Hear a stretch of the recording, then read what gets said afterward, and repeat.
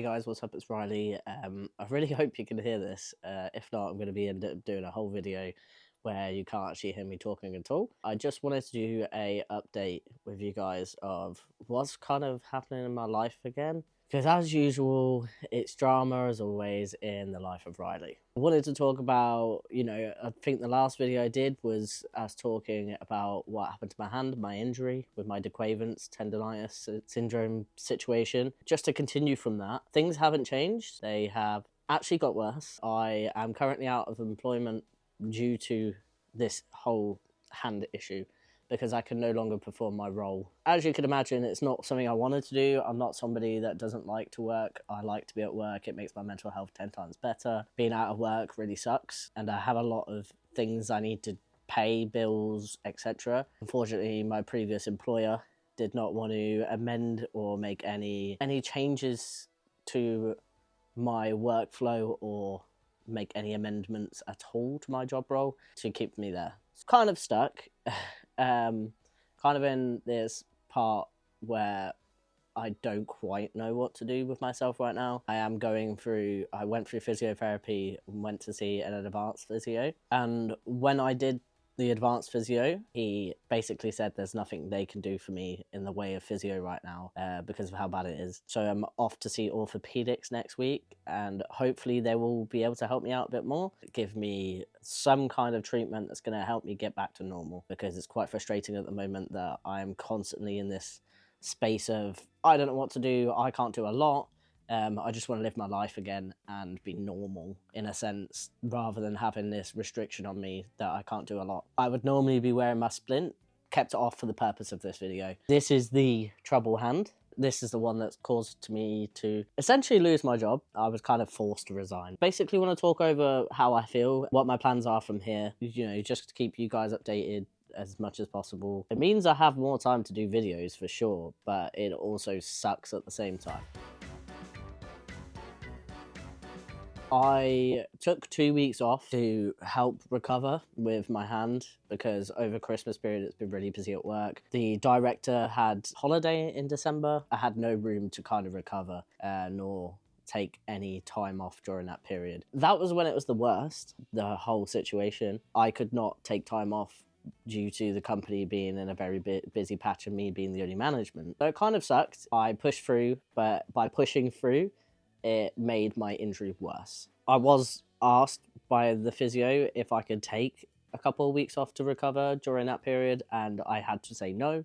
They were not happy by my decision, because it was important I did take this time to recover. Otherwise, it would have got worse. And unfortunately, due to mounting pressure from the director of the business, I decided I kind of had no choice but to stay at work rather than recover. So I spent every waking minute in that place getting things sorted, doing things I was not supposed to do. I had a fit note from the physio to say I needed reduced duties and I was not supposed to be doing some stuff so hands-on.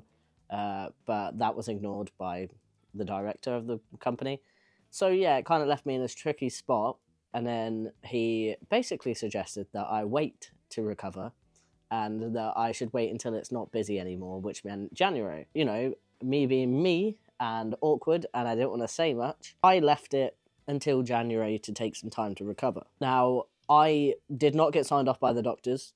I self-certified sick because I am in between referrals from physio to orthopedics. So there's no one really I can directly connect to give me a fit note to take this time off. So I signed myself off for a week, and then I used a week's annual leave for the extra week. So I took 2 weeks off. I kind of got to this point where I was not going to recover if I was sitting at home. My lovely mum bought us some tickets to go on holiday, and we went away for a week to an all-inclusive resort in Tenerife, just for me to be able to relax, because I wouldn't have done that if I was here. Because they just don't get any time to relax. If any of you know, I do have a dog that likes 100% attention all the time. He is sat right behind me.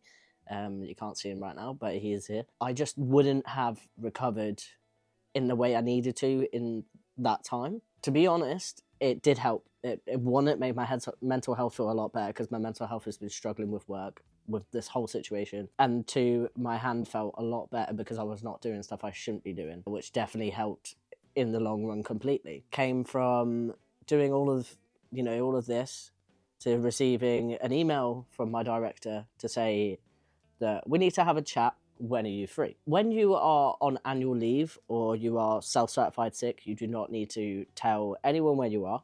So I didn't tell him I was in Tenerife, nor did I have to legally tell him I was not in the country. I then had to tell him that I was away and I was out of country, and that if he wished to see me, he would have to wait until I got back from holiday, or we could have a phone call, which also, because it was out of my hours and I was not working, shouldn't be done. I understand that now. It shouldn't have been done whilst I was recovering. Basically, he does everything not by the books. Let's just keep it that way. We have a phone call, and he essentially says to me he's looking to replace me, and that he doesn't believe I can fulfill my role any longer. Whether I recover or not, he does not want to kind of go along with the whole recovery thing. I need to think about my future within the business of whether I'll be able to come back and actually do my job role. So, as you can imagine, I was about 2 days away from leaving holiday, and I was furious because I do not expect people to understand how much I've done for this man and his business, nor do I need to go through details? Not really. I might do in a future video, but I have done a lot for that place. Closed and got renewed into a new business. I have worked with the business for about 5 years. I took a 3-month gap where I worked somewhere else for a little bit due to my mental health. Working in that venue and that business had deteriorated, and I needed to step away. Then same time as this year, February, I had left my other job and I was unemployed. And I was looking for other jobs in that time. And then I got a message from my old director that he needed some help in February half term. Is it okay if, he had understood that I wasn't working? Would I like to come down and, do a couple of weeks and just have some pay? And I was like, I need money. So I was like, okay, sure, let's do it. Nor was I planning on staying. And then shit hit the fan. He fired one of the other managers. Then the other manager went off on, believe it or not, a physical health issue, which is the same thing that's going on with me. But he approved everything, and that man never came back until we closed. And essentially, then he wanted to keep me on for this new business venture to help him rebuild his business as a new business, which I stupidly agreed to. Okay, I stupidly agreed to. I knew the ins and outs of the place. I know the local area. I know how business works here. I said, yes, of course, I'll help you through that. Did I realise that I would get 0 weekends off? Did I realise I would be literally the only one doing any work? Did I realise I'd be the only person in management doing management roles? No, I did not. This was not clear to me. This was not something I was aware of. I built everything from ground zero up with him. Nor do I get shares within the business, nor did I own a part of the business. I was just doing it because I felt obliged to, because it's somewhere I've become passionate about, right? Now, passion's a good thing and a bad thing at the same time. It makes you do stupid shit, which clearly I have done. In the sense of passion for a job or passion for a person, it makes you do a lot of silly things that you wouldn't generally do if you did not have passion for it, right? That passion I let get in the way of actually realising what was happening.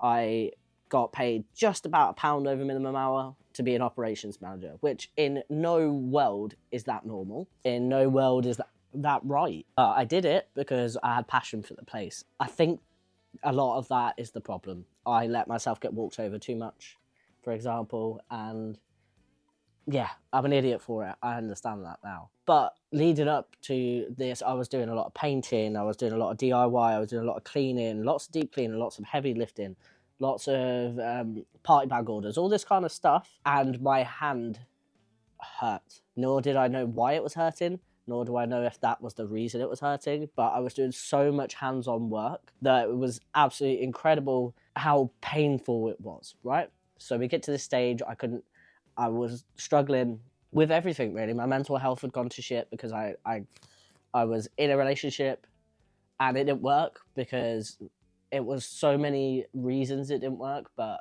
mainly because we didn't get to spend enough time together. We barely even got an evening to spend together, and it sucked. Absolutely sucked.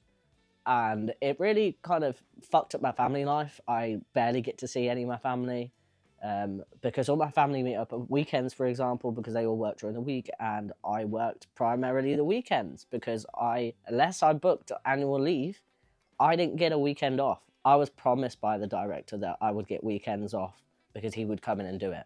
Nor did I see that happen, nor has it happened. Since I've left, it's had to happen, but he only does 1 day a weekend, which I think is absolute shit. But moving on, I had my baby sister who was born in September last year, so she's like a couple of months old, and it took 3 months for me to be able to see her again. That's how busy I've been. That's how exhausted I've been. I've not been able to do anything else. And it's just took a toll on my mental health, my family life, my personal life, really. I have had no work-life balance whatsoever. My personal time was taken up by work. I'm still getting emails from the director, I'm getting emails from the staff and getting messages from the staff. It was just over-encompassing on my life. And I think this injury is like the door I needed to open to get me out. Because if I had stayed there much longer, I don't think my mental health would have survived. I think now I'm seeing it as a positive, but I am still very angry about the situation. Because now it leaves me with financial issues. It leaves me with, I can't search for a new job until I've recovered, because I cannot do what I need to do in any kind of job. Like, my hand is just not working. I struggle to eat. I struggle to get myself dressed. I struggle to do a lot of things that would be just normal and everyday, day-to-day life things. It's really taken a toll on my life, and it's really making me upset, and I feel like I just can't do things for myself anymore. It kind of have lost a bit of independence in a way. I have to ask people to do certain things, you know, it just sucks. And it's a big part of me to be independent, I always have been. Even after top surgery, I do not recommend it, by the way. I went back to work after 4 weeks after top surgery. Bearing in mind, this was after, like, the same business I went back to that has just got rid of me, bearing in mind.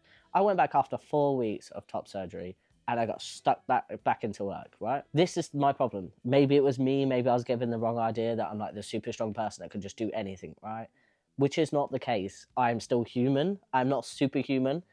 And I'm not getting any younger, right? When I went there, I was a lot younger. Right now, I'm nearly 30. I'm nearly getting to my 30s. I'm not there yet. I'm 28 this year. But in no way, shape, or form should someone be treated this way. And I think it's just shit. It's all just shit. And now the next stages are, I don't know. I have got to wait for orthopedics to do their thing, do their magic, fix me please, and then go from there. I don't know when it will be when I go back to employment, but I need it to be soon because I cannot afford to live being injured. I will not get statutory sick pay because I no longer have employment. And I'm just in this kind of predicament where I really don't know what the next stages are. But the most important thing for me right now is to recover my hand, see my family whilst I can, and just have a bit more of my personal life, actually live it. And that's what I'm trying to do, okay? So I'm trying to be myself again, trying to learn to love being myself again and find a way to balance things again. That's quite strange for me to kind of only just say now, but it is really important for me that this time in my life I do take the time to look after myself and be a little bit selfish. But obviously I have the mounting pressure of finances on top of everything else to kind of put me back into reality that there is stuff you cannot do and you need a job to survive. Luckily, I live at home with my mum and my 2 brothers. I have got a roof over my head right now. Your boy has a lot of finances to pay out for, and I don't have anything to give for said finances. So I've got to figure it out. And I will. I know I will. But I just thought I'd come on here and update you all of everything that's going on right now. I don't quite know what these next stages are going to be, but I just want it to be that everyone knows what's going on and it's not just I'm on my own. I just thought I could have this conversation with some people that would be understanding. And if you're struggling, you know, you're not alone. Everyone's got other stuff going on. And it doesn't matter how little you think it is, it's still a big deal. You should take care of yourself. Always remember, you're the only person that goes to the grave. You're the only person that goes on your own. Like, there's no one that comes with you. There's no money that comes with you. There's no possessions that come with you. So remember to live your life. Obviously, we need to live life. So we do need to go and get money, for example. And we all understand that our heart desires what it desires. But never think that you're alone in every situation, because you're not. There's a lot of people going through a lot of stuff. And even if your situation is similar, it doesn't matter if it's similar or not. There's still this joint struggle. People can understand. If you don't have anyone to talk to, always reach out. Always reach out to, therapist if you can. I don't understand that it's not always possible. I don't go therapy because it's not possible right now, which I probably should. Don't get me wrong, I probably should. There's therapists out there. There's support groups you can go to. There's support groups on Facebook, for example. There's so many different ways of reaching out. Please do so. Don't let it get worse. Try and push yourself to try something different this year, and try looking after yourself, putting yourself first. If you can, put yourself first. That's my rambly, ranty video. I hope you have got more of an insight into what I'm going through right now. I hope you're all taking care of yourselves, because I know from experience, we don't always take care of ourselves, and you should. You should take the time to love and care about yourself just as much as you would anyone else, okay? Thanks for watching.